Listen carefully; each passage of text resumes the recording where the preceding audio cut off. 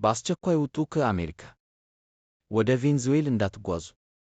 የቬንዙዌላውን ፕሬዝዳንት ኒኮላስ ማዱሮን ከመንበራቸው ጥቃት ከፍታ አንስታ የወሰደችው አሜሪካ ዜጎቿ በአስቸኳይ ከቬንዙዌላ እንዲወጡ አሳሰበች። የአሜሪካ ውጭ ጉዳይ ቢሮ እና በቬንዙዌላ የሚገኘው የአሜሪካ ኤምባሲ በቬንዙዌላ ያለው ሁኔታ ምንም ያልተረጋጋ እና አደገኛ ሲሉ ገልጸው አሜሪካውያን በአስቸኳይ እንዲወጡ አስጠንቅቀዋል። ትልቁ ችግር የተፈጥሮ ነዳጅ የሚከማችበት የዓለት አይነት በቅልጥ ዓለት ተሸፍኗል። ያ ደግሞ የተፈጥሮ ነዳጁን ሙሉ በሙሉ ወደ ላይ እንዳይወጣ ያደርገዋል። ፕሮፌሰር ደረጃ አያሌው በትንሹ ከ1 ኪሎ ሜትር የማያንስ ቅልጥ ዓለት ነው የሸፈነው።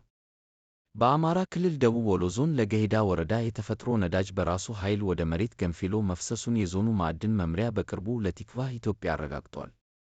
ነዳጁ በወረኢሉ ለገሂዳና ከለላ ወረዳዎች እንደሚገኝ የገለጹት በኦሮሚያ ክልል አርሲ ዞን ዳክሲሳ በሚባል አካባቢ የሚገኝ ግሎባል የሚሰኝ ማደያ ከፍተኛ የውጭ ምንዛሬ ወጥቶበት ወደ አገር የሚገባን ነዳጅ መሬት ላይ ሲርከፈከፍ የሚታይበት ምስል ሰሞኑን መነጋገሪያ ሆኖ ነበር።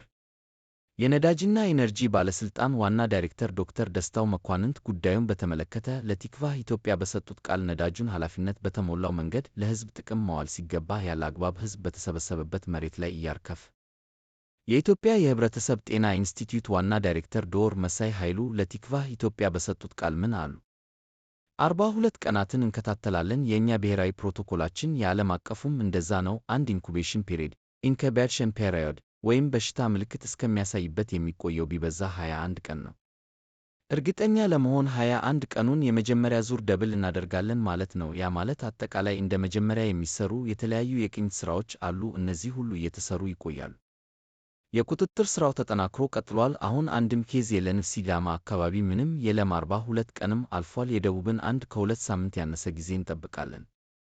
አጠቃላይ የሚሰሩ የተቀናጀ የሰርቪላንስ ሥራዎች፣ የቅኝት ሥራዎች ማለትም የቤት ለቤት አሰሳ፣ የዚህ መውጫ እና መግቢያ ኬላዎች ላይ እነዚህን ምልክቶችን የመለየት፣ ሙቀት የመለካት፣ በጤና ተቋማት በተመሳሳይ በትኩረት ሰዎችን ስክሪን ማድረግ፣ በማህበረሰቡ ውስጥ ትኩሳት ያላቸውን እየፈለጉ ምልክቶቹን እየለዩ ምርመራዎችን፣ አጠራጣሪ ምልክቶች ካሉ ምርመራ ማድረግ፣ የተለያዩ የሞት የቅኝት ሥራዎች እንዲሁም ሌሎችም ተጨማሪ አድቫንስድ የቅኝት ሥራዎችን እንቀጥላለን። ከእንስሳት ወደ ሰው የሚተላለፉ በሽታዎችን የምንከታተልበት የአንድ ጤና ማዕቀፍ አለያ ተጠናክሮ የተለያዩ የቅኝት ዳሰሳ ሥራዎችን እና የጥናትና ምርምር ሥራዎችን አጠናክረን እየቀጠልን ነው። 42 ቀናት ሲሞላ በይፋ ኢትዮጵያ ከማርበርግ ነፃ መሆኗን ይታወጃል። እስከዛ የየቀኑ ምርመራዎች ይቀጥላሉ።